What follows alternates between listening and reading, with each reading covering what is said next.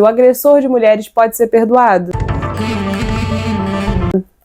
Tudo é Rio começa com um relato de dor. A dor de uma mãe que é espancada e a dor de uma mãe que vê seu filho de colo ser atirado longe pelo próprio pai. Não me agrada, eu falo isso logo no início do vídeo porque que o pai agressor tenha sido perdoado ao final, ganhando novamente a esposa de braços abertos e o filho, que não morreu, perdão pelo spoiler, no entanto, a literatura também não serve para agradar ninguém.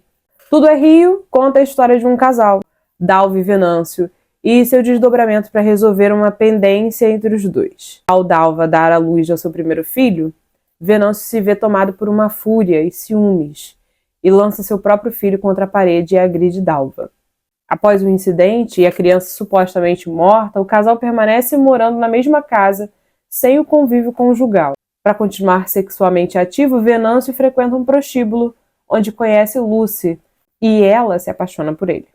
Agora, cá entre nós, fosse outro crime, após pagar a dívida com a sociedade, o criminoso seria absolvido e reintegrado à sociedade, em tese, né? Um assassino pode, no ponto de vista jurídico, voltar às atividades em liberdade e recomeçar. Mas e o perdão? Onde fica essa ideia tão abstrata que vai além do conceito religioso e perpassa pelo cerne de quem nós somos? Nos noticiários, famílias vestem a camisa do ente falecido e pedem justiça por um crime cometido e não expurgado. O criminoso às vezes é preso, às vezes é solto, mas sobra a imagem, a revolta de homens e mulheres batizados de certa forma pelo imprevisto, né? Pelo abominável da morte repentina. No caso do homem agressor, inclusive, a nossa sociedade poucas vezes prevê o perdão. Mas o que sobra de Tudo é Rio é essa pergunta incessante sobre o perdão. No seio da família tradicional, a mágoa encontra refúgio e cresce. Na nossa cabeça, eu sei que você também pensa assim, o ideal seria dissolver o matrimônio, já que, contaminado, ele não iria a lugar nenhum. Dalva não só convive em separado com o marido, como perdoa depois de muitos anos, após atestado que ele havia transmutado. Não apenas mudado, né? Transmutado. E aí eu pergunto, o perdão então estaria vinculado a essa noção de transmutação? A evolução da espécie? O agressor prova que pode ser pai e por isso recebe a dádiva do convívio familiar de volta. Segundo o livro, claro. Ao ver o marido dormindo calmamente com um bebê nos braços, Dalva descobre que pode então voltar a ser o que eram. Quem tão humano, infinito, tem a capacidade de voltar no tempo? Dalva então poderia voltar no tempo, trazer a criança escondida do pai de volta e reiniciar o casamento do ponto onde pararam? Talvez aí eu encontre uma dificuldade na compreensão dessa história. Além disso, Lucy é uma construção à parte. A prostituta por vocação arrebata o leitor, estimulando o desejo de continuar a leitura, querendo entrever mais do seu espírito libertino e do seu corpo delineado. A personagem ganha um desenho esperto, mas ainda assim um pouco inocente, o que gera uma ambiguidade bonita nela. Eu acho que Lucy é um ponto alto do livro.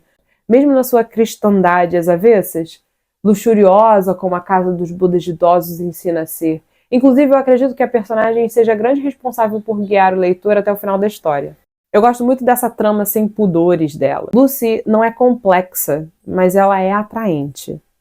Inclusive, a trama é tão bem composta que esquecemos que o mais avassalador da história é achar comum uma menina de 15 anos desejar se prostituir, enquanto ficamos mais chocados com a violência velada pela continuidade do casamento entre Dalva e Venâncio. Sabe, eu senti mesmo, lembrando do Baldo Ribeiro, que existia ali uma grande intenção narrativa. A terceira margem do rio, do Guimarães, trazida pelo nome do livro, por esse entre-lugar amoroso que as mulheres da trama assumem. Talvez o Essa de Queiroz, com essa vontade libidinosa, reprimida pelo costume cristão, enfim. Um entrelaçamento de narrativas da língua portuguesa que gera uma familiaridade ao leitor. E aí eu senti, inclusive, que nas páginas finais o livro já tinha acabado. Mas como faltavam algumas páginas, algo mais iria acontecer. No caso, a reaparição do filho sumido, Vicente. E não, as famosas frases de efeito não atrapalham a leitura, como dito em outras resenhas, mas floreiam o texto. Termino então repetindo a pergunta da abertura. Pode o agressor de mulheres ser perdoado? Há uns anos escutei, e esse é um caso verídico, que um homem não havia sido denunciado na polícia por assédio porque havia sido perdoado pela vítima. Quantas vezes o perdão pode nos colocar tão distantes da justiça? E se nos colocasse mais próximos, quanto disso seria o suficiente para acalmar a nossa consciência? Acredito que o perdão depende de nós, humanos, porque a forma como ele é adquirido é trabalho nosso, de manutenção, de preservação da nossa sanidade e das nossas crenças.